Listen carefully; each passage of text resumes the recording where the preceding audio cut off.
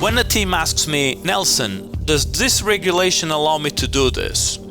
My only response always is, does it say that you can't? That's the poster there. Does it say you can't? The spirit of the competition hasn't been applied since it was released. I don't wanna hinder any innovation with it. I think that every single team that builds a pit display in the World Finals or in any event, they should take it back and build it in school. And leave it in school to promote it for a new generation of team. Everything that you bring to build your pit display, you're gonna need to take back. But look at the scorecard. Look at the scorecard. I mean, if you're building your pit display and not looking at the pit display scorecard, I think you're doing something wrong. Hello and welcome to this episode of Off the Track. My name is Peter and I'm joined by Michael. Hello. And today we're going to be talking to Nelson Vale. Nelson, welcome to Off the Track. Hello guys, it is a pleasure to be here today. So, for those that don't know who you are you and what do you do? Oh, I'm just a Portuguese bloke in not very sunny England. No, in all honesty, it's I'm Nelson Vale. I'm the head of international operations for F1 in schools, and that's just a fancy name to say that I help to implement F1 in schools around the world.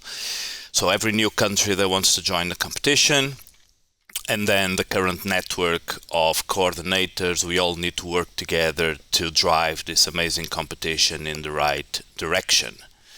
So that's basically my job here in the UK. I have joined the UK team basically 7 years ago, after having some history of F1 in schools back in Portugal. And so with that history in Portugal, when was the first time that you got involved with F1 in schools? Oh, that was ages ago. I think the dinosaurs are still were still around.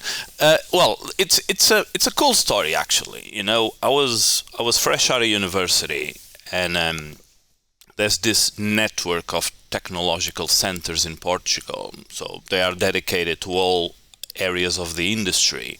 There's one for the textile industry, one for the metallomechanic, one for the shoes, one for the cork, ceramic. So they're all over the place. And they had this very cool project back then that was called Think Industry.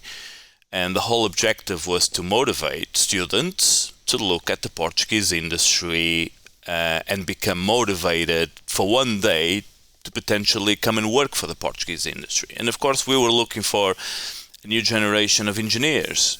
And that project is still active, and they're still doing the same thing, and with lots of success. So I was actually hired to help with that. I was talking about robotics. I was talking about fuel cells, hydrogen fuel cells back then. I mean, doing everything that we could, showing them how Portuguese companies were at the forefront of technology and innovation, trying to motivate students in schools, because Portugal was always a place with lots of industry. But of course, with the world changing, lots of the manpower of that industry was laid off, and people had to find new jobs. And the kids were not very motivated to what was happening to the parents. So, you know, just keep pushing the students to understanding that a degree is important, and then they could one day become an engineer or a project manager or a marketeer or a designer. That was just what we wanted to do, to push them through and motivate them. One day, one of my colleagues went to an education fair in Lisbon, and they found a mini track. So at the time was half the track, a Pisco track, and a CNC machine, a Compact 1000, and something called F1 in schools. And she bought the whole package, and she brought it to the technological center, and she said, "Right, Nelson, figured it out. And maybe you can use this to motivate students." And I was like, "What is this? What?"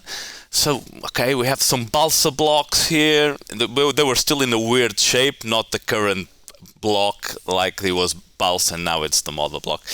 A weird shape of a car, but there was already the CAD software, and we had the instructions from Denford. I mean, it wasn't as big as it is today. This was 2005. And so the response to that is 2005. That's when I got my first contact with F1 in schools.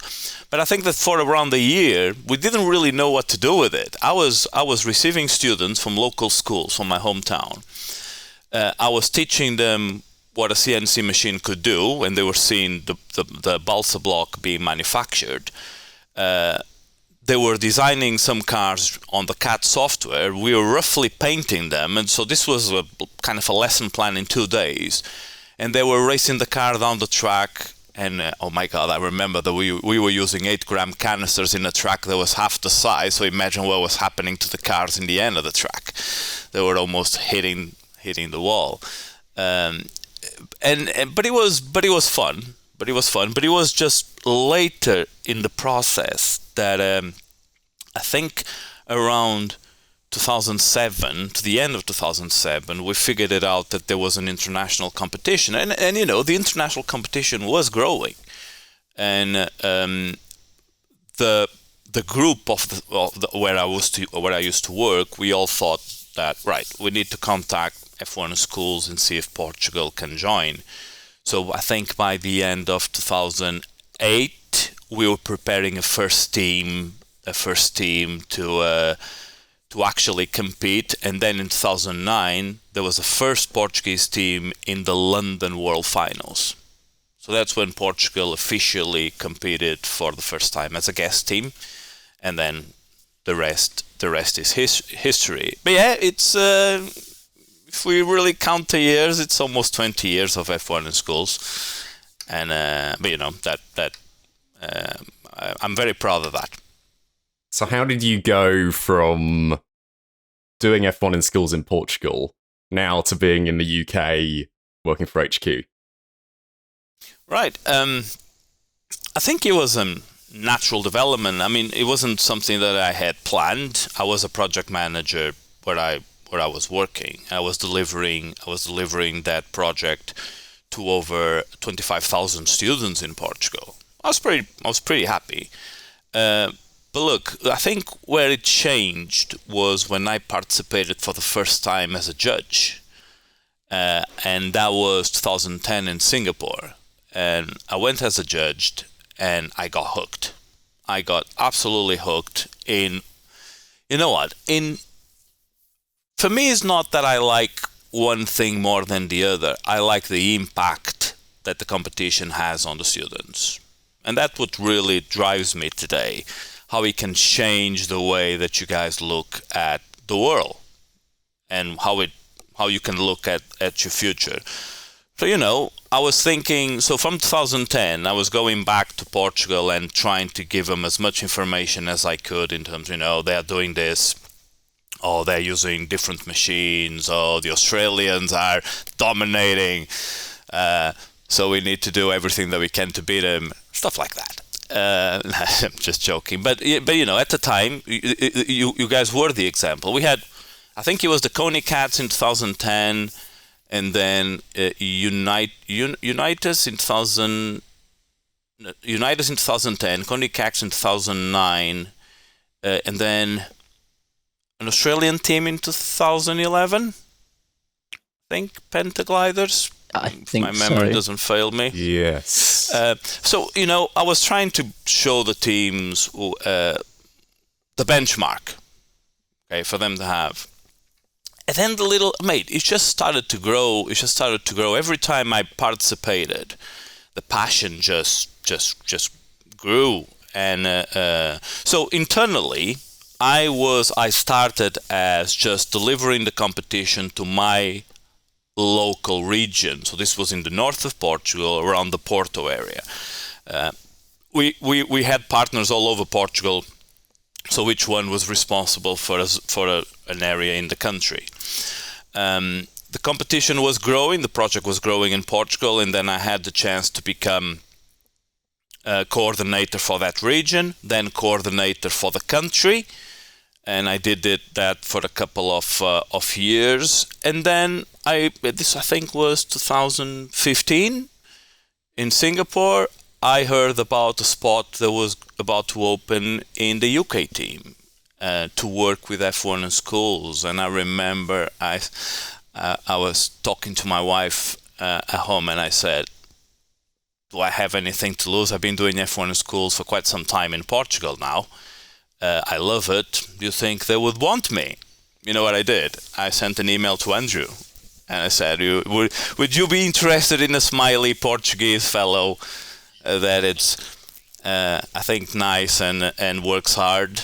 And it was surprising because back then, kind of a curveball, I was hired not just for F1 in schools, but to deliver the Land Rover 4x4 in schools.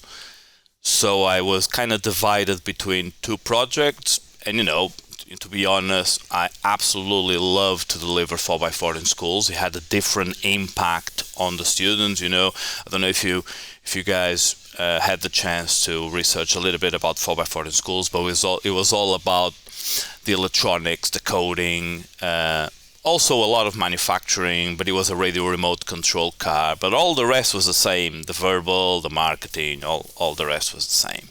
And above all, the impact on the students was the same.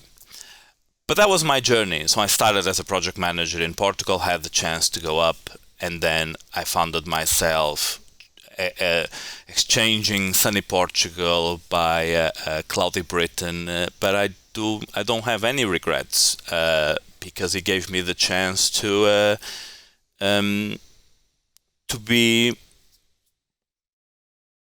continue to be part of this challenge that I enjoy so much. And in the end, I'm here because I want to make sure that it continues to grow, and above all, that it continues to have the same impact on students like yourselves and a new generation of students. And God knows that some schools around the world do need a little bit of motivation in the classroom, and I think that's just a consequence on how the world is, but something that helps the students to focus. It's really, really, really important right now.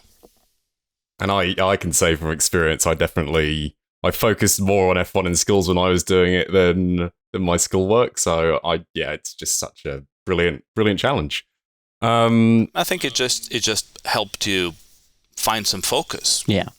And sometimes that's all. Sometimes that's all we need. When I was in uni and I was through degrees, I wanted to be a journalist, and because I wanted, my dream, and fun fact, was to have a camera on my shoulder and go to war zones and just record. I always found that those guys with the cameras in the middle of the conflict areas were super brave, because they were there just under bullets and under fire, just trying to show us what's going on. And I was like, I want to be one of those guys. And so communication was driving me. And I had a teacher that was like, oh, you guys, you need to do the practical side. If you want to feel what it is to do radio, he actually built us a mini radio set in school, and we were doing radio sessions to the school community. If you don't have a chance to focus and have, above all, the opportunity to be hands-on on something, and that's why I think F1 in schools is so brilliant, because it combines the theory to the practical side and lets you just hold the car in your hand. That's the difference between many other projects where, students are challenged and there are brilliant projects out there. But when it's all just A4 paper, it's not as easy to be motivated for that, right? It takes a special set of students. But the ones who want the more practical side, they want the focus, and they want to touch something that will be their product. There will be something that they will call their own. I developed this. So that's one of the things that I always like to see in the F1 teams, in the F1 schools teams. It's when they pick up their car and say, I've made it. Look how cool it is. That's the cool impact of it. Yeah, I 100% agree, because I think it's that project-based learning. Like, you can go into, a high school classroom, learn physics, but for students, they're like, well, what's the point? Why am I learning this? But with F1 in schools, they learn about the physics, then they apply it straight away, and then they want to learn more because they want to go, all right, we want to get a faster car, we want to build a faster car, win the competition. I think that's students have that self-motivation that they don't have with their classroom subjects. Mm-hmm. Well, and in all honesty, is not the magical formula for everyone. And I remember then I was trying to get students into F1 in schools. I was going into lecture theaters with 300 students from a specific school, and I was answering, all right, this is F1 in schools, do you want to join? And and the majority of them were like, oh, that just sounds like too much work. But there was always 5 or 6 in the background of the room that were like,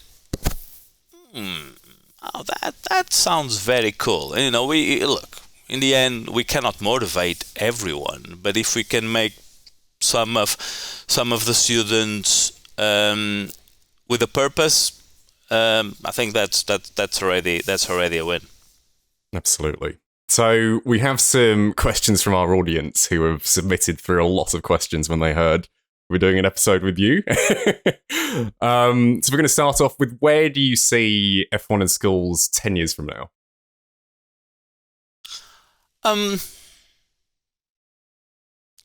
I could go into I see a car with rockets or something like that, but I prefer to say that what I would like to see F1 in schools in 10 years would be bigger, would be more accessible for everyone. And when I say this, it's just, you guys, I hope you guys understand that when we try to implement F1 in schools around the world, we need to find the right partners and the right guys that will enjoy it as much as we, but that they need to create structures to be able to deliver and take the challenge locally. And, I receive contacts from schools from all around the world, sometimes individual students who want to do it. And unfortunately, in many countries, I don't have a local infrastructure and it's difficult to guide them, but I do my best. So what I hope for in 10 years is that we can have the challenge available for many more students. And I think we are already a very inclusive project. We don't do any restrictions between. I don't care if it's a public or a private school. I don't care if it's a student has more or less money, religion or politics. We're not about that. Especially me. The only thing I want is if you want to do F1 in schools, I'll find a way to allow you to do it. But I recognize that we still have a limited structure because we can only do so much. If we have more sponsors, more partners coming on board, more people that will understand what we're trying to do, we will be able to make it grow. So if I can have the competition way, way bigger in 10 years, that's what I want. If in terms of the cars, if the students would wanna hear me say, oh, I think I want Nelson to say we want a full electric car or a track with corners or look, innovation will lead this way, and but it needs to be not baby steps, but a controlled development to make it fair for everyone, but continue to make it exciting for everyone. And on F1 in schools growing, Andrew made a comment, I think in Singapore last time in 2018, about continental finals. Is that kind of going to happen very soon, or is that still quite a way off? Again, it has to be done with the development of the structure. But that's one of my dreams and objectives. If you want to make F1 in schools really big, you're gonna get it. You have to get into a point where we have to have this global, almost semi-finals, or if I don't know what we're gonna call them or when it's gonna happen, but I do imagine South America super final or a North America or a Europe super final. I want it to be huge, guys. And if it becomes bigger than what it is right now, the structure needs to increase. And for the structure to increase, we're going to have more events because more and more teams are coming along. So it's something that we are thinking of. But look, it's tricky to have to respond to the daily day priorities. But what I can say is that we are always thinking in terms of what's going to be the next step, but we need to do it properly. So I know that some students will get quite excited with this. Oh, Nelson said, Nelson said that I would love to do it, and we will think about it, but it needs to be in the right way, in the right time. And so, how many cars have F1 in schools collected from the competitions over these years? And with the ones you have collected, what happens to those cars? So, as you know, I mean, after each World Finals event, we keep one car from the teams. What sometimes teams forget is that we don't keep the best car. The teams keep the best car, and sometimes due to the challengings of the track, half of those cars are damaged. And we do our best to try and reconstruct some of those cars, and we do our absolute best to create how do I say a database of cars here to remind us of the best cars from around the world. We also use the cars in lots of events, because there is no other way to promote F1 in schools if not showing the amazing work that the students do around the world. So in HQ there's cars everywhere. In Andrew's office, where the world champions cars reside, I have a secret stash of Portuguese cars. That's just an internal joke with Portuguese teams. But we keep a good amount of cars, but we're not able to keep all of the cars, especially the ones who are too damaged to keep. But yeah, every single year the purpose is to make sure that, for example, currently in the mezzanine, I have 2 World Final sets of cars in show for everyone that visits the factory can see the cars and the amazing work. So I can go, there's a Brazilian car, there's an Australian car, there's an American car, there's a car from all over the place there, and the visitors get it better. So yeah, we keep the cars, to the exception of the ones who are too wrecked to be able to keep. But I do value how important the cars are for the teams. Many people just think that it's a toy. It's not. I know how many hours of work go into those cars. So we do our best to take care of the cars that we collect, and we use them, we store them, and we use them to promote the challenge. That's fascinating. And another question we got is, how are the regulations decided and how are they formulated? And I think there's talk of there's a rules committee. Who's on that rules committee?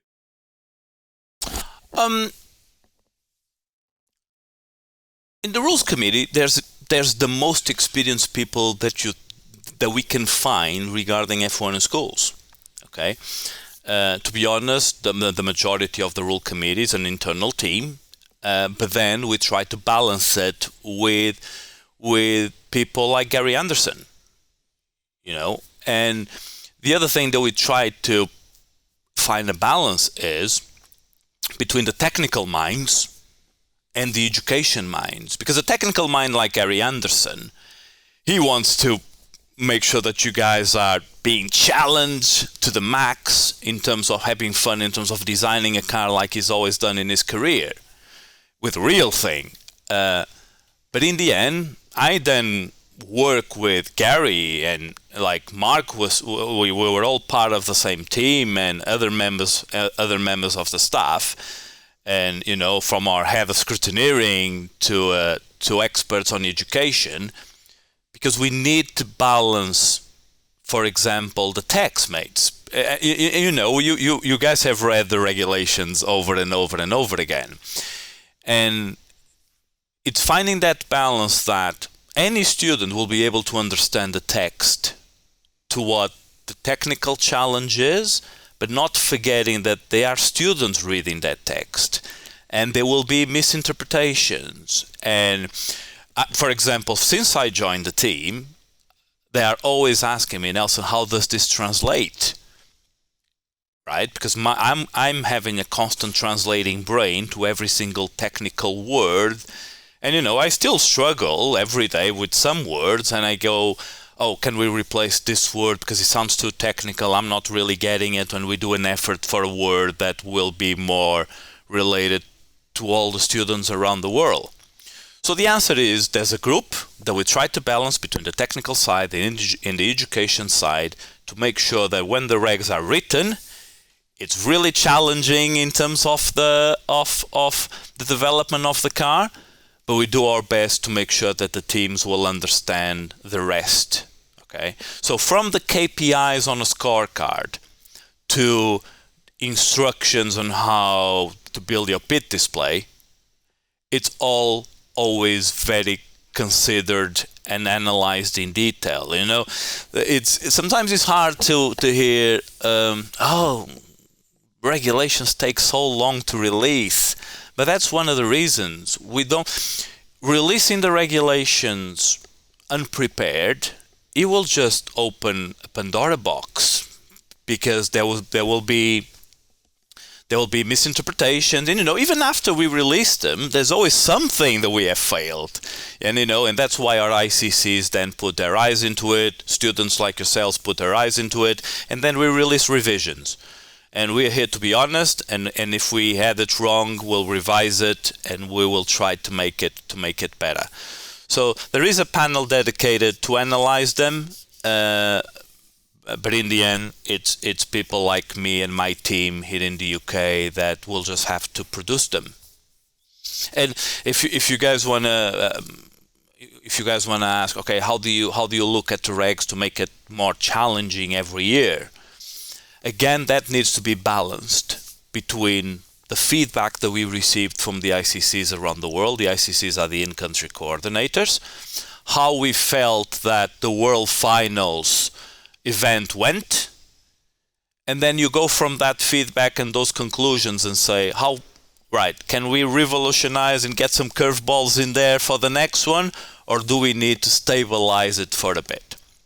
So I'll give you a quick example. When we had the Wingate in 2019, made us had to get some interesting conclusions. We were trying to understand how teams got it so wrong in terms of misinterpreting that rear wing with a single segment, and it was funny because there was teams that were misled by the image in the cover. Okay, because the image in the cover had the image of the world champion's car, and then it had the two-section wing, and then we were now implementing a regulation with a single section wing. They were like, oh, but the image in the cover misled me. Stuff like that, man. We wouldn't even realize. The fair dues to the teams, and that's what makes us try to make the regs better.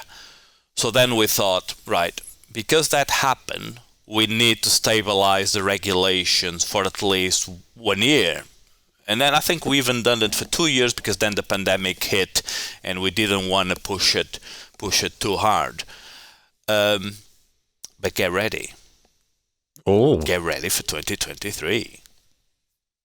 So Can't say anymore. You can't say anymore. You can't. Everyone seems to be clambering for a release date for the new rules and regs. Do you? Oh, the rules and regulations. We're gonna release the technical regulations first again, and then the competition regulations straight after. But I'm trying to. I'm working on. It's one of my responsibilities to be producing the document and combining all of the effort from the technical group inputting into the rules and regulations. And I mean, what sometimes teams or teachers in schools don't understand is that you change something, and it has an impact on the whole document.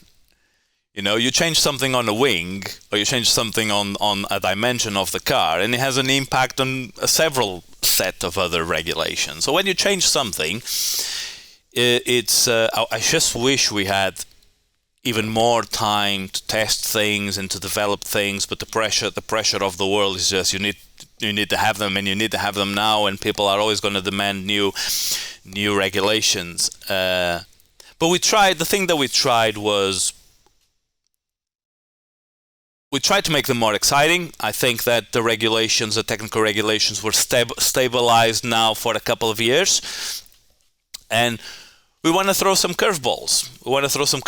We want to rock the car design a bit. I think students will love it. Like every single time that we launch the regulations, some will say, "Oh, the cars are all gonna look the same again." But then you always have different cars. You always have different cars and different ideas and different concepts. In terms of the date of release, is really as soon as possible. If I can release them, if I finish them, I'm doing my best effort to finish them and release them as soon as next week. Okay, if it doesn't happen next week, trust me, it's because we just need a couple more days. That's why I don't want to compromise and say I don't know when you guys are going to release the podcast, but we're doing our best to release the regulations ASAP. For yesterday, but they just need to be ready. If they're not ready, then there's no point of submitting to the pressures of, but we need them. Everyone needs them, but everyone is going to get them at the same time. So it's fair. It's fair for everyone. Everyone is going to get them at the same time. We're probably going to release this podcast after the regulations come out. I'm now realizing. No, but that's fine. So when you release it, if the regulations are live, I hope the teams enjoy them, and it's challenging enough for I hope that it fries the brains of the competitors around the world in terms of what can we do now to tackle this. If I was going to say anything, I hope the car will look more F1-ish. Okay, that has me excited, and I'm not even competing, so that's okay. I'm interested to see them. And staying on regulations, someone's asked, different countries have their own regulations. Should everyone around the world in domestic competitions be using the same regulations? Look, the car regulations are the same. In-country coordinators, again the ICC, they do their absolute best to adjust to the reality of their own countries. And people may think that, for example, in the UK, we have primary class, entry class, development class, and professional class, because we've been doing this for 20 years. So in the UK, it's fully implemented in terms of when a team wants to join, they can go through a journey of 4, 5, 6 years if they want, and they will grow into the competition. From primary, the paper cars, and then entry class. There's in the UK, I don't know if you guys know, but you can manufacture the car in 3 ways. You can actually hand carve, you can fully 3D print, or you can CNC machine a car for entry class in the UK. Then development class is a kind of downgraded version of professional class, but it's for a purpose, because when you get to professional class, you need to be challenged to your core, right? But now imagine this: when a new country comes on board, or still a country that it's been doing F1 schools for many years, they will be the best ones, the experts, to know how far they want to take it to their local students. The thing that we try to do is align with the ICCs and make sure that everyone is trying to do it in the same way. In the end, no one is doing a different car. There may be some variations in 1 or 2 regulations. I think that in some countries, when they are starting, they go for a more simplistic version of the regulations, and that's basically development class, because they want the students to feel not scared in terms of, you guys know, when we look at that booklet in professional class, the misconception here is that, oh my God, it's too big. Look at all those regulations. Oh, where am I going to start? But then you start step by step. If you have someone with experience in F1 schools, you start from the basics. You start designing their car body, and then you go from there. But we have to be honest and say that for a country or for a team that is about to start, they could feel more comfortable just starting with development class and then on the following year going into professional class. But every country that joins wants to participate in the World Finals, and then in the World Finals they will have to take professional class. That's the only class that we have available on the World Finals. So that's the answer for, if there's a couple of regulations out there that they are not exactly as professional class in the UK and in the World Finals, it's because the coordinators are doing their best to adjust them to their local context. And that's where the small differences may come from.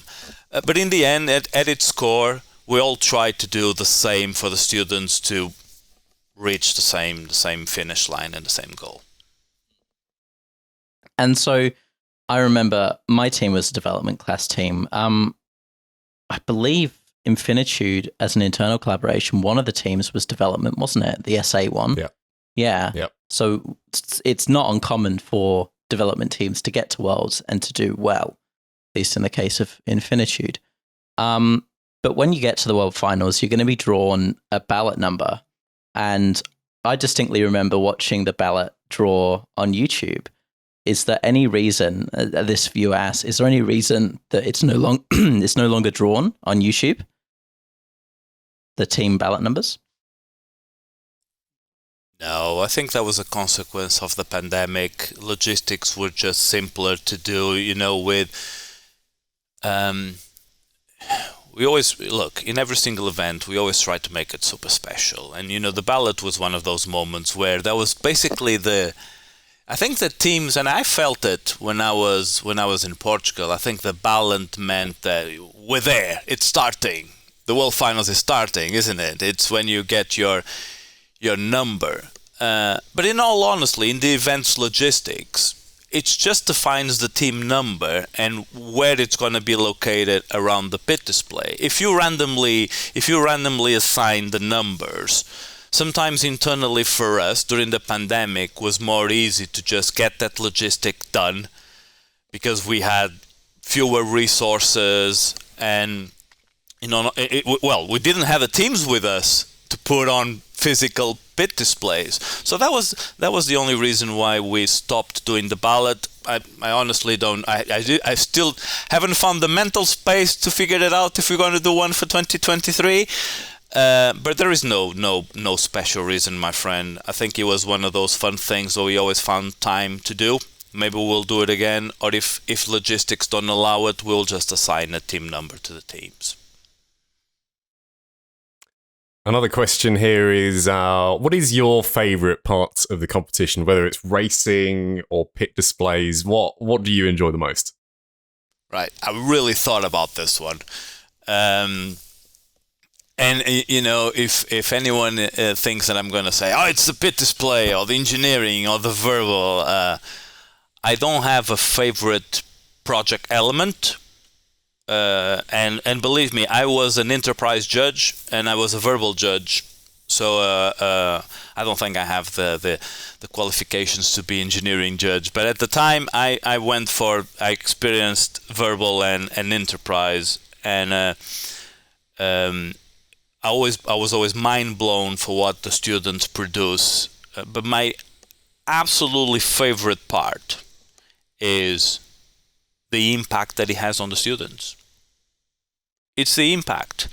If I'm doing F1 schools for a reason, it's because of all the stories that I have in my mind of students that started F1 schools kind of with I'll give it a try, and then they find, and this is actually real stories now, and then find me in the street 5 years after doing the competition, and they come to you and say, Nelson, F1 schools changed my life.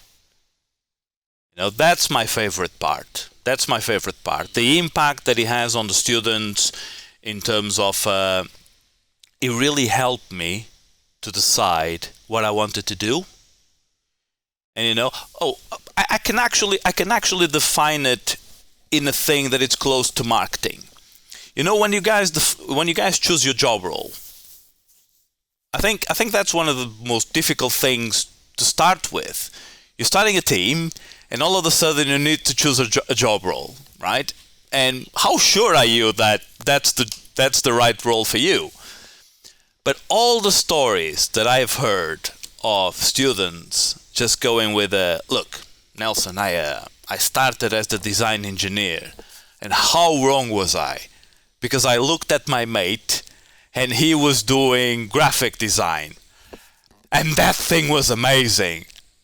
And now the guy is a graphic designer for the rest of his life because he found out through a practical process of experimenting, and he was seeing it inside of his team, and they discussed it internally, and they swapped roles, and they got different roles, but the opportunity to actually try it in that practical way just clicked. And I can guarantee you that today that student, that boy or that girl are still doing the same thing.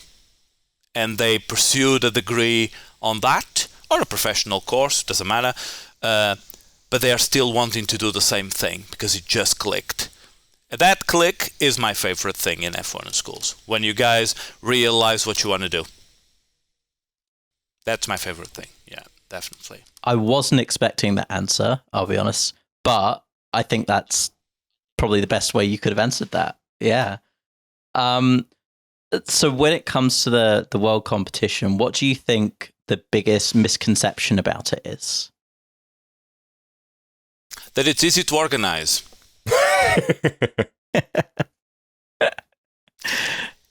It is very challenging to organize. I love the World Finals, and I have no issues in confiding this to the world that when you participate in the World Finals from the competitor point of view, you see the show, don't you? You just see the glamour, you're competing, you're feeling all that adrenaline, you're on the racetrack, you go into the judging, and then you go to all the glamorous activities, you go to the racing circuit, and you get into the paddock, and you speak with the drivers and the engineering teams, and then you have this amazing award ceremony.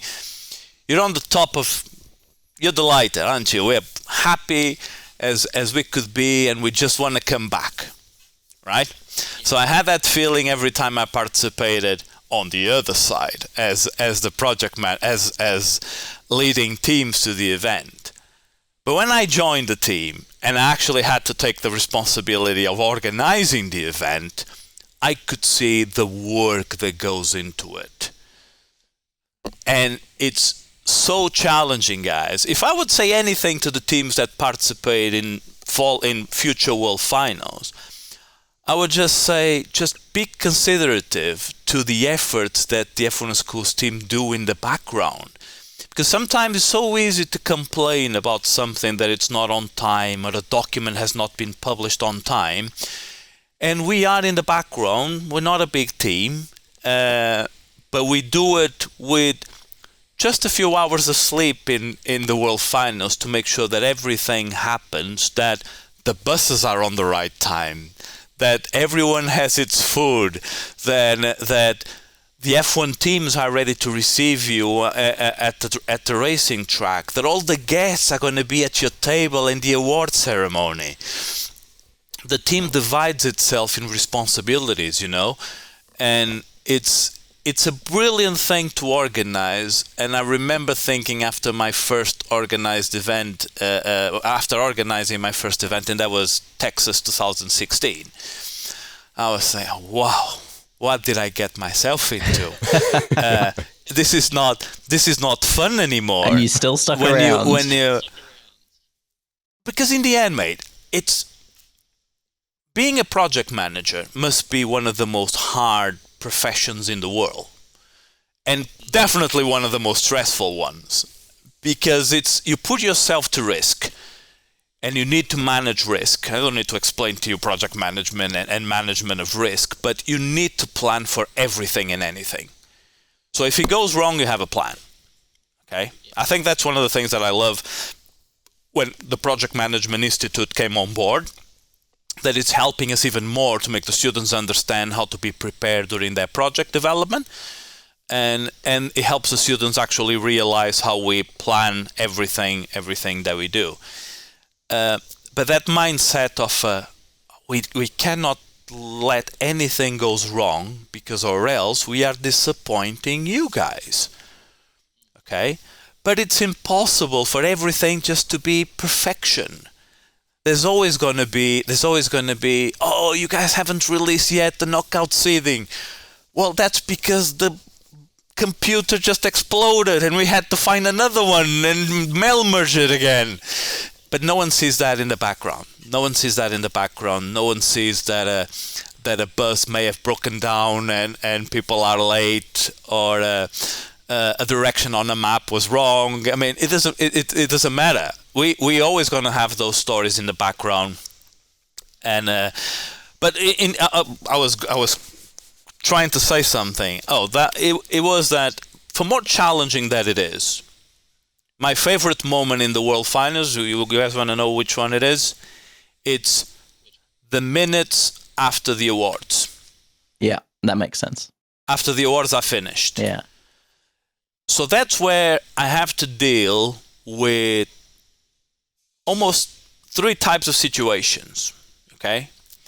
We have the teams who are super happy because they won awards. We have the teams that are quite realistic and they're happy with how things happened. They didn't win, but they're not in the bottom of the table, so all right, we can do better next time, or it was a hell of a journey. But then you have the teams who are, that their reality just collapsed, that they thought they were going to win, they lost. They didn't win an award, they thought they were going to win an award, and they think that all those years and all those hours of effort just didn't happen. And you know, managing that is very difficult, but it's one of the things that I absolutely always try to do, is to be there for the teams who are going through that and helping them just lift the chin and get back into your feet. Because, you know, the easiest thing is to find someone to blame. You know, it can always be that it's the judge's fault, they weren't unfair to me, or F1 in schools is just a corrupted group of people. And, look, you can say whatever you want. I can guarantee you that if I wasn't trying to make this fair for everyone, and if I wasn't sure that the whole team is doing its absolute best for this to be fair for everyone, I wouldn't be here. I wouldn't be here, because we need to make it fair. And I love to go to those teams and say, look, you can always do better next time. I know it's heartbreaking, all of the time that you have invested, but it's that is the thrill of the winners who are happy and jumping around because they've just won an award or are world champions. But the ones who are disappointed and need a little bit of a tap in the back to say, look, you're also a winner. You came all this way. You look at all the teams that didn't manage to get to the World Finals, and it's time to analyze what went wrong. It's time to see if you can do it again, or if you just need to move on. You know, there's going to be there is no chance to move on to some teams because they've reached the age limit or they've participated twice in the World Finals. But there's life after the competitor side. There's judging opportunities, and I'm the first one to say to the alumni, come and help us in the events. Or I love to be able to create judging groups where the balance is between professionals of the industry and experts like the alumni that have 3-4 years of experience, and you guys know exactly how to look and what the students have been through. Finding that balance and giving them a chance to participate in F1 in schools again. Sometimes, I always say that this is a separate note, but during an event, one thing that I absolutely love to deal with is complaints. And you guys have no idea how many complaints I receive. Now, a misconception that is a complaint is not a complaint. A complaint is a question. Okay? Sometimes as judging coordinator, I'm running around, and I was running around quite a lot in Silverstone, and there was always someone waiting for me at reception desk. Nelson, he may have a complaint. And I was like, it's not a complaint, chill, relax. And I was just listening to the student. And it was not a complaint, it was a question that could be about, how does this procedure work? Why am I not on the top of the leaderboard when I saw my car being why have I not won the fastest car when my car was on the top of the leaderboard, but had a little symbol of an investigation on it? That was a recent addition, and we always struggle with that one, trying to explain to the teams that if your car is not fully compliant, you may be topping the leaderboard, but then it's under investigation. Explaining something like that to a student or a teacher or a parent, during regionals, it's so funny how sometimes parents come to you and said, my son had the fastest car, but he wasn't champion. It's your fault. And, just going in and explaining, look, there is a way that they can get points. It's the points from racing. It's the points from all of the other judging categories. There's scrutineering, and, it's the total of the points that make the teams win the awards. So you try to clarify the most you can. In the end, the students, and I'm sure you guys know how it is to be competitive, and you don't want a team to get an unfair advantage. We just want to make sure that everyone understands all of the processes. And this is where it's absolutely key to have the help of, when you get to a position of a world finals, you should get the process. But that you are only going to get it if you've been into a national, and if you've been into a regional, and sometimes if you've been, it all starts in school events, and then you go and you live with the experience, and you hear the judges, and you hear the project managers explaining to you how everything works. But when you have someone a little bit more inexperienced participating in one of the events, a complaint that is just a question may arise easily, but then you go in and you explain, but this is how it works. And they go away happy. They go away happy because they understood it, and that's what I want. So it's actually 2 moments: dealing with the reactions of the teams post awards, and making sure that the teams have all the answers that they need during the competition. Because guys, if you ever organize an event, if it's an F1 Schools event or any other event, if someone feels that they're not getting all the answers, they're gonna start wondering, and they're gonna go through a route that it's not gonna be fair for you, but it's only gonna cause you issues and challenges.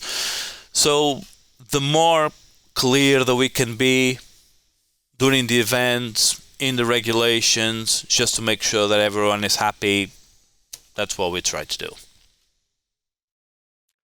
I think just listening to that answer over the past 5 minutes or so, it just makes you realise how much goes on behind the scenes. Oh, absolutely. At HQ to put an event underway. Oh, you have no idea. And I'm sure that barely scratches the surface, but yeah, there's just so much that goes on behind the scenes.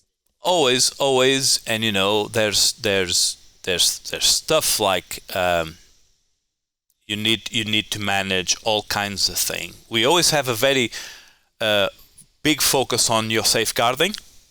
right? So every single student that competes in F1 schools, it's one of our focus that he has a good time, that he feels safe. Things that people may even realize. We ask the judges to be in the UK DBS checked. All of our ICCs around the world go through a process of safeguarding checks. They have to have the right policies in place. There's lots and lots and lots of logistics, from safeguarding to event logistics. You don't want a student to have food poisoning or an intolerance of some sort because the food was not planned correctly, and he told you that he was allergic to peanuts, and then you gave him a sandwich with peanut butter. It's being a project manager is quite challenging, and things in the background get quite intense. It's not just regulations. It's not just about the racing track. It may actually be about people, and what are they feeling, and how are they reacting, and if you throw into the equation that we're talking during an event with potentially 30 different nationalities, that even mixes even more, because not all of them are used to react in the same way. Some of them are more passionate, some of them are more quiet, and there's different cultural ways of interacting with different types of situations. So you live and you learn, and you try to manage things the best way you can. Yeah, and then just trying to do that all in another country. It blows my mind. Let's. That's you want to hit another misconception. Go for it. The World Finals are going to be in Singapore. Oh, so Nelson's going to go for the jolly again. Oh, it's such a terrific country. Oh, yes, it is. Yeah, my last 3 times organizing events in Singapore was in a dark room with no windows, in front of my laptop for 5 or 6 days. We're not going for sightseeing. There's always a moment post-event where the team has a chance to relax and enjoy a bit. I mean, I think we all deserve after a big effort, but we don't go to these places because it's just glamorous. We go to these places because it's aligned with an F1 race, and people kind of forget that we need to align it and being authorized by F1 to be there. So it's not just where we want to be; it's aligned with the amazing project and the amazing entity that we work with, F1. I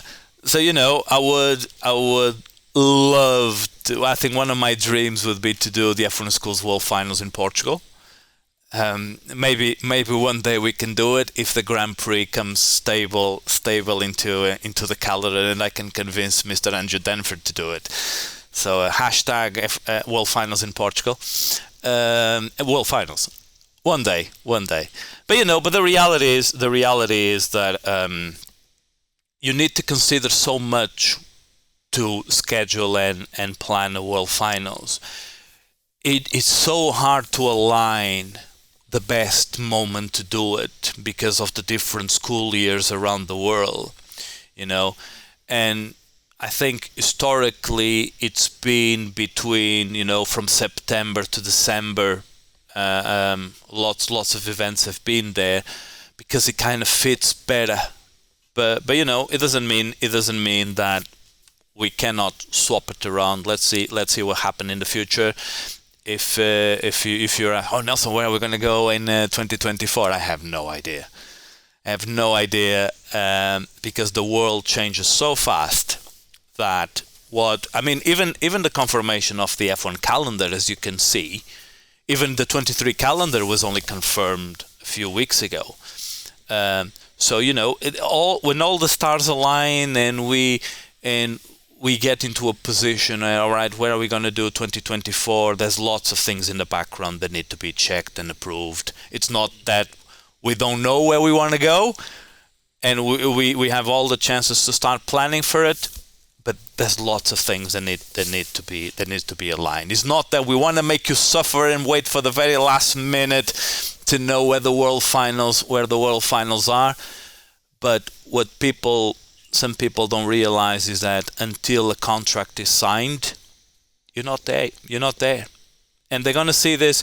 If they're gonna see this at stages of their life, the students, it's more easy to expect. Oh, why are you not announcing it? Well, because we need to have everything signed and we need to have everything approved.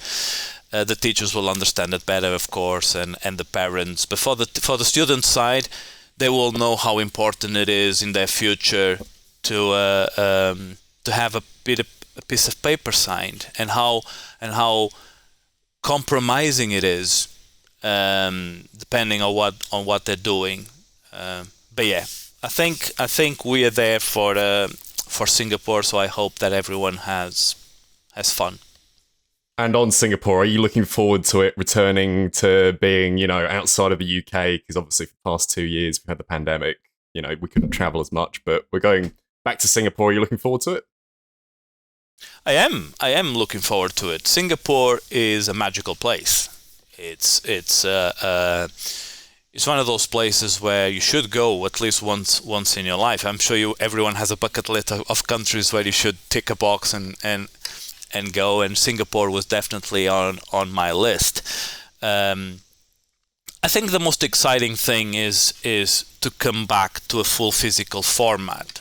As you know, I mean, no one is to blame that a pandemic hit, guys. And we did our absolute best to try and deliver 2 events in the middle of probably the 3 more challenging years in. I'm not going to say something like human history, because human history has gone through some troubled times, but really challenging years with a pandemic and with limitations of traveling, etc. And we still managed to pull a full virtual event and then a hybrid one where teams were starting to travel. But having all the teams at the same place in the same conditions, no one is via Zoom. They're all racing on the track, same conditions for everyone. I think that's one of the factors that everyone loves, right? And you guys have been into physical events, and everyone wants to go into a physical event not just because of the pit lane walk or the possibility of going into the paddock and the garages, but more because you're all together. All the teams are together.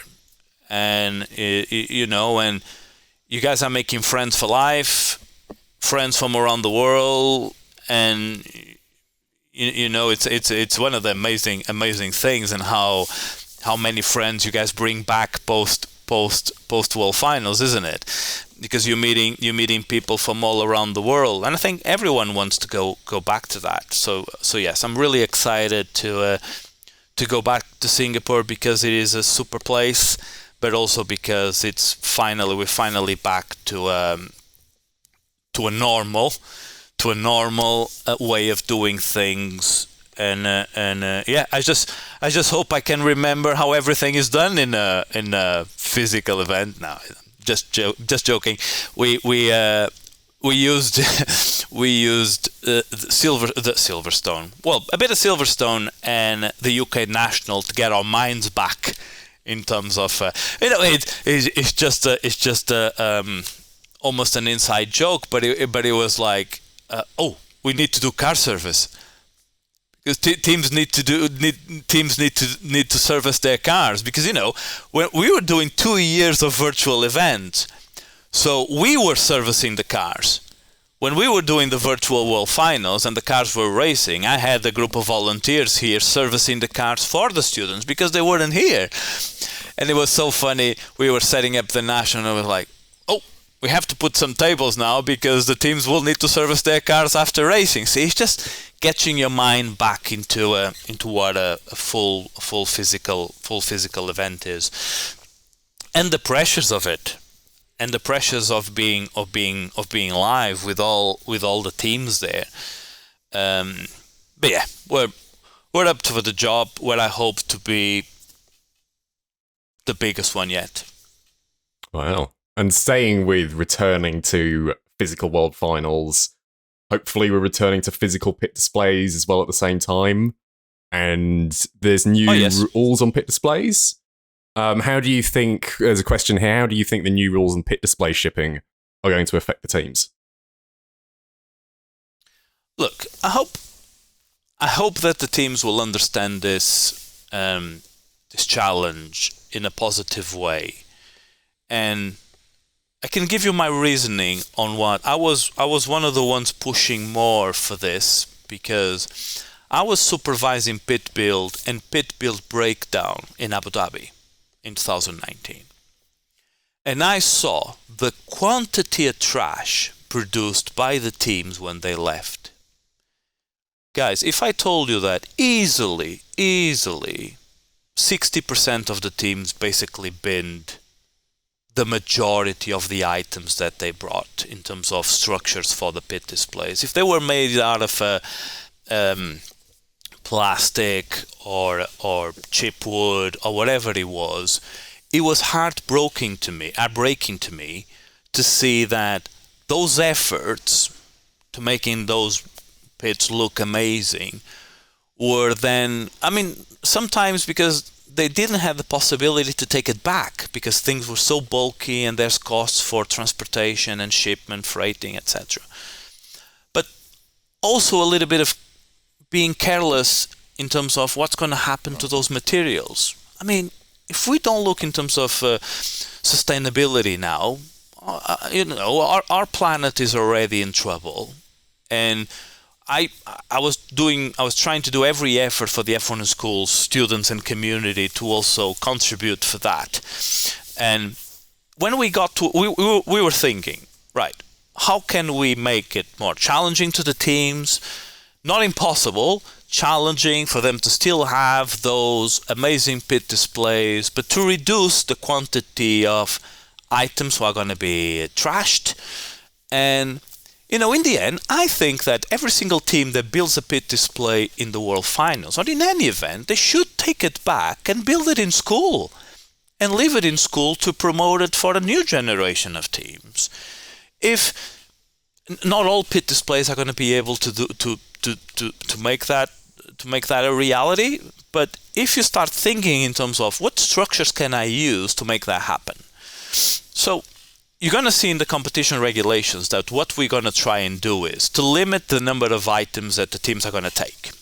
Okay, so imagine that each student is going to be able to take an item. That item is going to have to be restricted by dimensions. So you can be clever in terms of being wider or longer, but the total of the dimension is going to have to be restricted. A little bit similar to what the limitations could be in taking a whole luggage on a flight. There's going to be a number of limited items per team, and everything that you take, you need to everything that you bring to build your pit display, you're going to need to take back. So the same way that you brought it, if you brought it in a lovely box or inside of a case or luggage or whatever, I need you to put it back into your luggage, back into your box, and take it all. With that, I hope that we make students realize what kind of materials can we use in terms of let's reduce our footprint, let's make sure that we can rebuild the pit display in the school. Okay, still making it look good. I don't think that's a challenge because you guys are more than capable. The teams in the world are more than capable to still make an amazing pit display full of interaction with tablets and screens and etc. But I just want the teams to realize, right, we need to do something in terms of sustainability, and let's use recycled materials. I will never forget how Evolve UK, that pit display was basically entire made out of cardboard, and they explored the dimensions that they could take in the hold in their flight, and they made it work. And that was basically a slot into the shell scheme, and that was that amazing pit display just with the final retouches. So it is possible, and it is possible to make them look amazing, but we're gonna implement some regulations, and penalties to whoever tries to. Every team is free to not comply to what we say, but we only need to be fair to everyone. Okay, we need to be fair with everyone, and above all, try to make sure that we are also contributing to the environment and trying to be as sustainable as we can possibly be. You know, when we brought the event app in, it was not just because it's a modern thing. It's because think about the quantity of paper that you guys were receiving back in 2015 and 2017, and the quantity of paper that we generate now, because all goes digitally into the app. We all need to work together in this effort. And in Silverstone we tested it. It was just 2 by 1 meter pit displays. There was not for points, so that's why we didn't have an award, an official award on the day. But then we recognize a team with the best pit display post event. We saw that teams thought about it, and we did see some amazing pit displays. Some were a little bit more difficult to assemble than others. Some were looking more simple.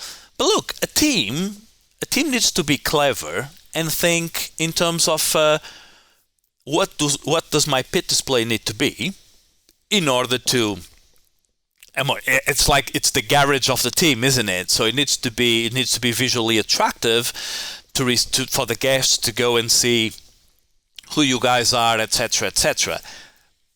But look at the scorecard. Look at the scorecard. I mean, if you're building your pit display and not looking at the pit display scorecard, I think you're doing something wrong. The thing we always say here off the track is look at the scorecard. And we've done quite a bit with pit displays and scorecards and the amount of points and where those points are in the pit display as well. Yeah. And even having judged, I look at the scorecard and I'm like, you can tell, why hasn't the team done this? It's because they haven't read the scorecard. And even though it says it right there that you need to do this, they haven't done it. Oh, you know what are my 3 tips to every single team that joins F1 in schools? First tip is read the rules and regulations. Second tip is read the rules and regulations again. Third tip is focus on the scorecards. Because the answers are there. If it is a competition and the judges are judging something, they're going to be judging what's in the scorecards. We're not giving points for something that it's outside of the scorecards. It doesn't matter how fancy or technological it is. If it's not in the criteria that it's on the scorecards, we cannot give you points for it. So you need to find a balance and a connection to what the judges are looking for. It's the only way that we can make the competition fair for everyone. The judges will look at that scorecard and try to give you the maximum points that they can. But you need to have the content there. So read the regulations, guys. Read them and again and again and again, and then you'll be ready. Solid advice. Yeah, I had my fair do of teams back in the day, and it's so funny where oh, you're ready? Oh yeah, I'm not sure if my car is complying. Wait. How are you not sure that your car is complying? Have you read the technical regulations? Have you checked it with a caliper? Not yet. Okay. You see, but it's a very easy one. There's so many things that you need to focus on during the competition. And, the technical check of the car is actually one of the most critical ones. And if I can use your podcast to leave again some advice on that, is that once you have designed your car in CAD, check it virtually the best that you can, because you can check it virtually. But then when you actually manufacture it, you're going to have different components coming together, different materials coming together. So you have a body that comes from the model block. You have 3D printed wings that could be PLA, ABS, or whatever the materials that you're finding, amazing materials that you're finding. or plastic wheels, aluminium wheels, whatever you want to use. You assemble it all. Glue comes into the equation. You assemble everything, and all of a sudden your car is over 1 mil or under 1 mil of a specific regulation. When you actually manufacture the car and you assemble it, you need to get a scale, set of calipers, a height gauge, whatever you can use to check your car. Because if you don't, you're putting yourself to risk. And if you have time to go back into the drawing board and check it again and make sure that you're not going to be failing a specific regulation, and that's the best procedure that you can make. And you know, I could give you hundreds of examples, but I'm probably going to give you the most simple one. A team has produced all of the components. The front wing was 3D printed. The body was CNC machined, of course. They combine everything. They went to the limit of, in the regulations, the length of the car is a maximum of, if my memory doesn't fail, 210 mil. Okay, so in the CAD file, it was perfect. The wing was attached to the car body. The whole car was measuring 210 millimeters. Okay? But in reality, when you attach the body to the wing, you can use superglue, right? That superglue just created a gap of 1 mil between the body and the wing. And then you painted the car, and you just created another layer of 1.5 mil extra on that front wing. Oh, surprise! When you're measuring the car now, it's 211.5 or 212 mil. How did I fail length? That's why you fail length. And if the biggest tip that I could say in terms of technical development is tolerances. Put in a tolerance. Okay? If you risk going to the limit, you may take the consequence. But if you think that if you have a tolerance, if anything goes wrong, you are still going to be inside of what's legal, right? So, you know, sometimes why go into the limit of the wheel diameter or the maximum car length or the minimum car length? It only takes a bit of sandpaper like that, 1 mil away, done. You're failing. That's it. Tolerances.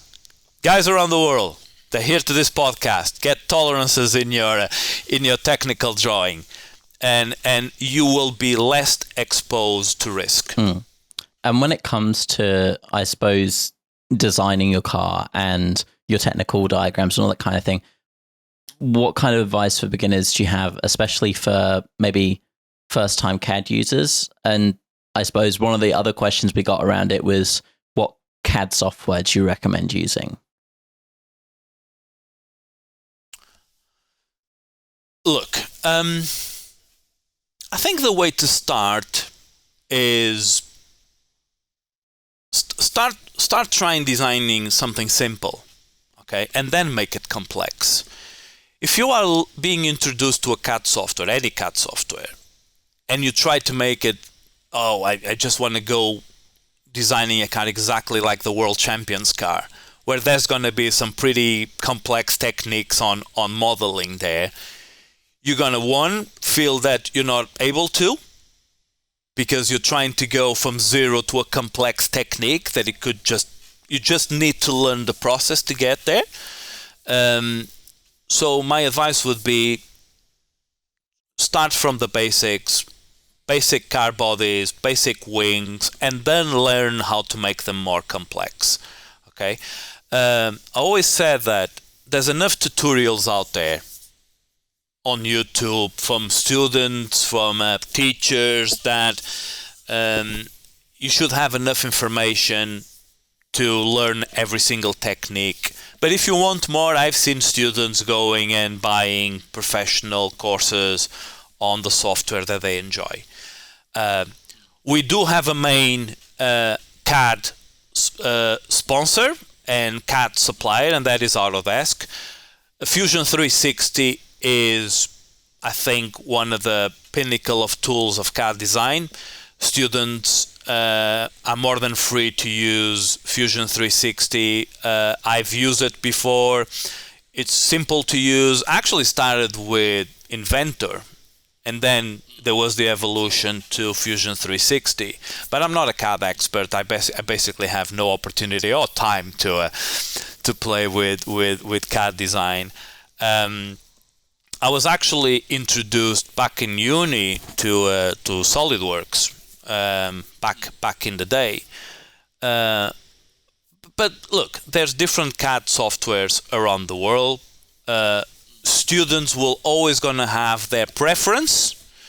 I'm not gonna name any other brands here because it's not my point. I'm not promoting any brands, but I am promoting Autodesk because by supporting us, they are providing free software for the students. And if there's anyone that doesn't know this, any teacher around the world can register as an educator following the instructions that we have on the website, and then for free they can assign 125 licenses to their students in any of the Autodesk software package software. So from Fusion 360, look, I haven't done it before. I have advised other teachers to do it in schools around the world. Having a supporter that just says, where do they start? They start with CAD design. Here's the software for them to use. I mean, primary kids are using Tinkercad to get their heads around the first notion of CAD design. But when they evolved, they will want something more powerful, and Fusion 360 is powerful.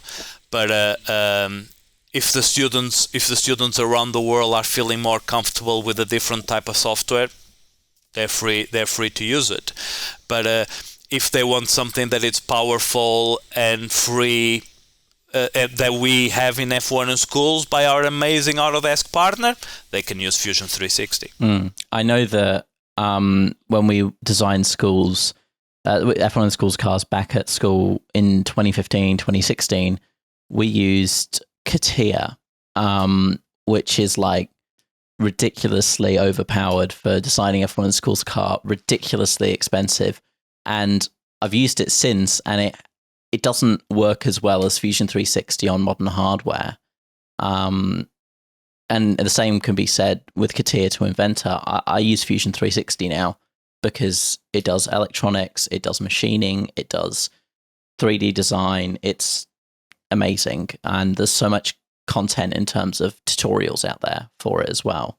So highly recommend using Fusion 360, like Nelson said. And on tutorials is one of my favorite things. And if there's people out there, students, teachers, that want to put more tutorials on YouTube about designing F1 schools cars, plus guys, just get in touch with me, and we'll be promoting your tutorials on our YouTube page if you want to, as long as they are a good asset to help teams in the future.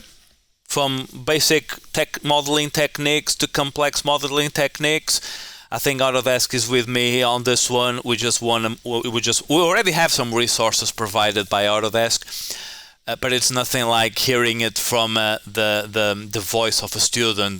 This is how I design my F1 in schools cars. I absolutely love those ones when we can find them on YouTube. A question from me. Back when I did it, there was the Pressure Challenge sponsored by Autodesk, and that hasn't run for a while now. Will that be making a comeback anytime soon? Yes. You heard it here first, maybe, if we release this before it gets announced. In which format? In the past we had the helmet challenge, we had different kinds of designs. I mean, an Autodesk Pressure Challenge is another activity that we want the world finals to have. Okay, but I need to find the right moment for it, because I don't want it to be in the middle of or in a timing that will get in the way of your planning, of your delivery when you're getting ready for the World Finals, or during the World Finals when you're worried about going to the judges, etc. It still needs to have the word pressure, so definitely yes. By pressure, we want to challenge our students to use the Autodesk software to produce something special. So yeah, I'm working on it, and I hope to work with Autodesk to deliver something again very special for 2023. Very exciting. Yeah. Another question we had from our audience is, what do you think about the spirit of the competition rule, and do you think that the rule hinders innovation? Not at all. I don't think it hinders innovation. Why do you guys think it would hinder innovation? Well, I'm trying to remember the conversation we had about spirit of the competition now, because I mean, in my opinion, the reason why we got the spirit of the competition regulation, not only that one, the benefit of the doubt one. No one talks about that one, and that's the one that potentially benefits the teams more. Is that there's always going to be a situation where you wonder what happened there. And we wanted to have a fair way, and this is always sorted via committee. It's not because one of us kind of, I'm going to just override that regulation or decide in favor of that team. It's always by committee decision. There's lots of brains thinking in terms of did the team just presented something that we were not expecting. So those conversations of is it legal, is it illegal, we see, and you can make the connection with really F1 when a team tries to bring something that the other teams were not expecting, and the first thing that you hear is it's illegal, shut them down. We want to be fair to the teams. And to be honest with you, the spirit of the competition hasn't been applied since it was released. I don't want to hinder any innovation with it. I think that I want it there to prevent the team to abuse the regs. Okay, I hope, and look, I honestly think that I hope that it's never going to be applied, because I don't think that any team that comes into F1 schools or joins one of our biggest events wants to cheat. But that's the type of statement or regulation that it's there. If it happens, we have something on the regulations that we can act together as a group and make the fair and right choice. When it gets to the benefit of the doubt, it acts in the same way. A team may be getting a penalty, and then when they go to our super head of scrutineering, Willie McEwen, and they try to argue why do they think that regulation is legal. There's pretty interesting discussions that happen depending on what regulation it was or what the conversation it was. But again, it's there to make things fair. It's there to make things fair, because lots of things can happen, sometimes things that are not in control of the teams. And it was super useful, and I'll tell you when it was applied.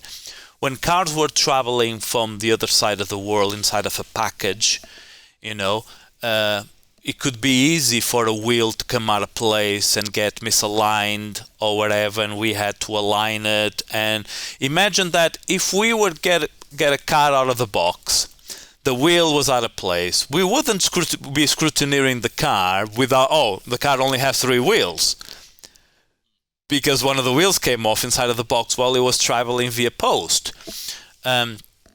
So there was situations where the benefit of the doubt was applied, because there are circumstances that are out of the control of the team, and putting your car inside of a box and praying that it arrives in the other side of the world is one of them.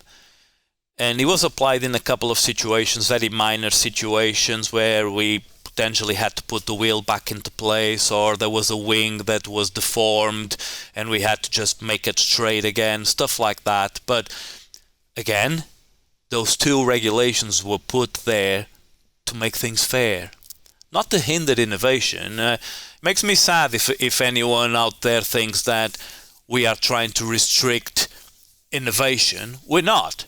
And the other thing that I always like to ask, and you can do posters with this if you want. You can quote me on that. When a team asks me, Nelson, does this regulation allow me to do this? My only response always is, does it say that you can't? There we go. I cannot give advice. Does it say you can't? We're selling that. Does it say you can't? Because we cannot. F1 in schools, as you can know, in the regulations it states that we cannot give design advice. We can only clarify regulations. And it's not the place to say if a regulation is going to fail or not. You have to have your own interpretation of the regulation. It's part of the challenge. You interpret the regulation and you make your choice and you go for it. But you need to be sure in your core that you're going to be facing judges that if they potentially fail you, you have an argument to say, no, my interpretation is that with the tools that I've used, with the way that I looked at it, with my reasoning, it's passing. And if your argument is accepted by the judges, by the judging coordinator, by the chair of judges and the whole committee, we will make it fair. Now, when a team says, can I do this? Can I do that? Come on, guys. Does it say anywhere that you can't? That's the line of thought of the F1 teams when you explore the regulations. But now, be extremely careful and read how all the regulations connect with each other. Because you may thinking that you're being clever with one regulation, say, oh, I'm going to bend it a little bit on this one, but make sure that you're not failing another one.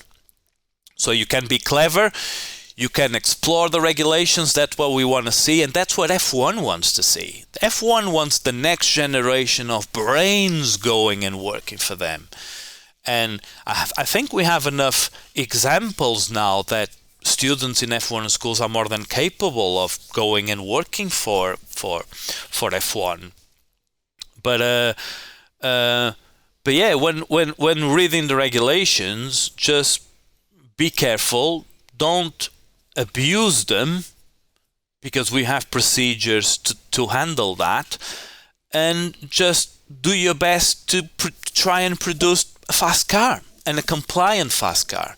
A compliant fast car will make all the difference, because if someone hasn't read the rules and regulations, if you fail a performance regulation, you will not be eligible to win fastest car in best engineering. And that may be heartbreaking, because you have failed a specific regulation because you were distracted or you didn't put enough focus into it. But then that award that you worked so hard to win may slip through your fingers. So check those regulations. And so after that rather, I suppose, heavy topic, we've got some lighter ones that our viewers have sent in. The first one being, I suppose, what's your preference, the main straight or off the track? The main straight is just starting. It's been a team effort to make it happen.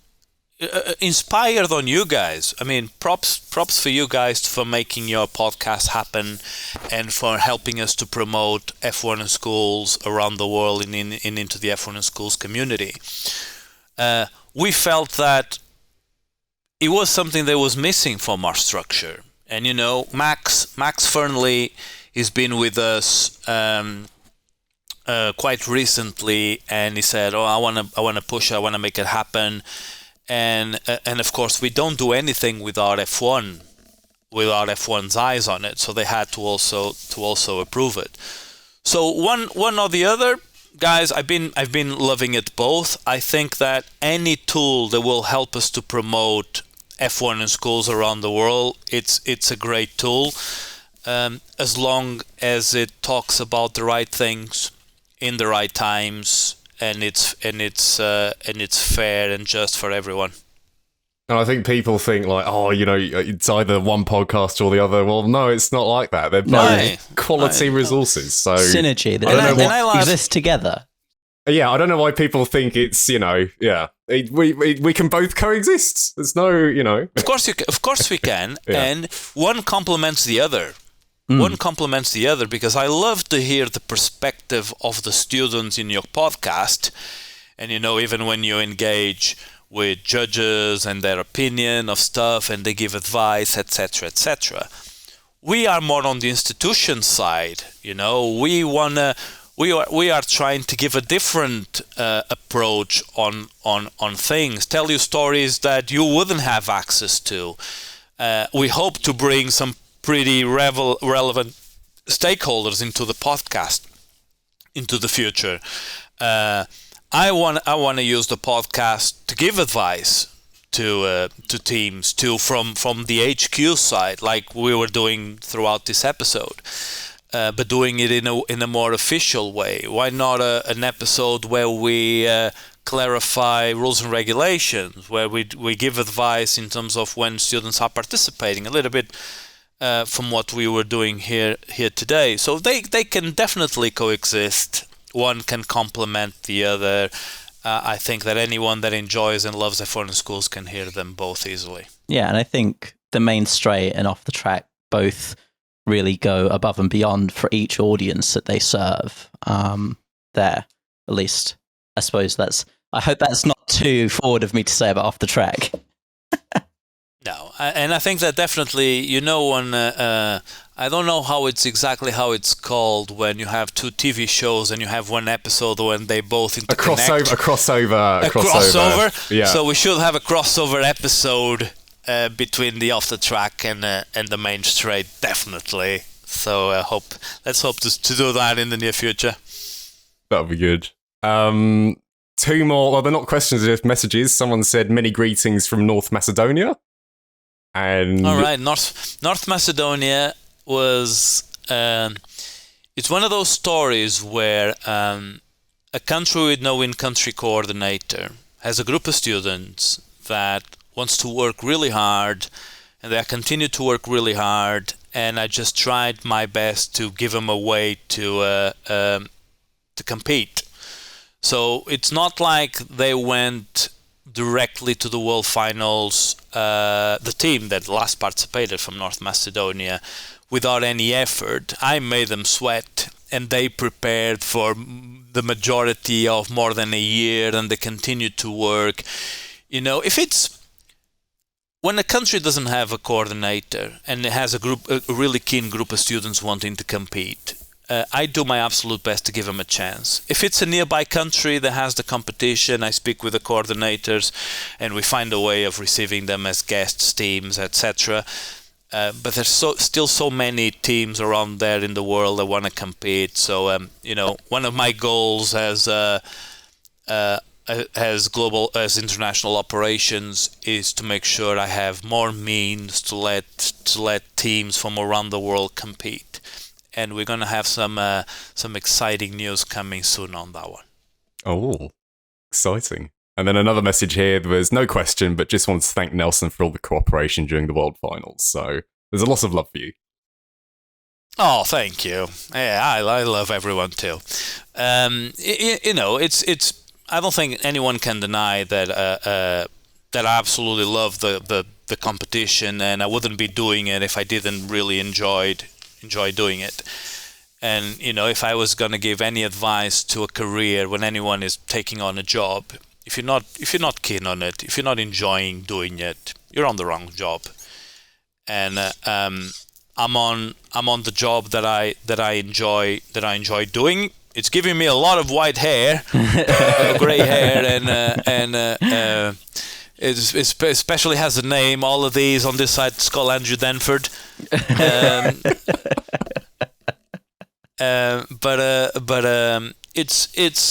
It's rewarding in the end when you see the impact. It's so many stories. Like it was when I saw George Britton trackside with I think it was Latifi first, and then he became a race engineer for I think race engineer or whatever job role he's taken on with what's the name of the other Williams driver? It's Latifi and I'm not sure. Peter, I'm not sure if it's Peter, changed you're the now. F1 watcher here. Come on. I don't follow F1 as much as I used to. Oh God, just gave me a blank. Anyway, when come on, Google it. It's Alex Albon. Christ. Yes. So we first saw him with Nicholas Latifi trackside, and we saw he was a world champion in 2015. That just it works. It works, right? So anyone can reach their dreams, and if the dream is working for F1, that's fine. Not all of the students are going to have that chance, but as long as they realize that there's a whole industry waiting for your talent there, that especially the local industry. That's what I was saying when I was back in Portugal. Look, if there isn't a chance to work in F1, what about all of the Portuguese industry? Oh my God, I'm running out of battery. How long has this podcast been? Right. Any more questions? One final question, and people who have met you will probably know the answer to this, but for those who don't, what is the Nelfie? Oh, the Nelfie is a selfie with me, Nelson. Nelfie, selfie. It's the Nelfie. So it's something that we do when we are together during the event. It's not a selfie, it's a Nelfie if I'm in the photo. So that's just a fun fact. So yeah, if we're together in a live event, yeah, do ask for a Nelfie. I don't do autographs, but I do Nelfies. Oh, there we go. All right, well, it's been fantastic having you on, Nelson. Thank you so much for coming on. And yeah, thanks for listening no worries, to this guys. episode. Keep on the good work.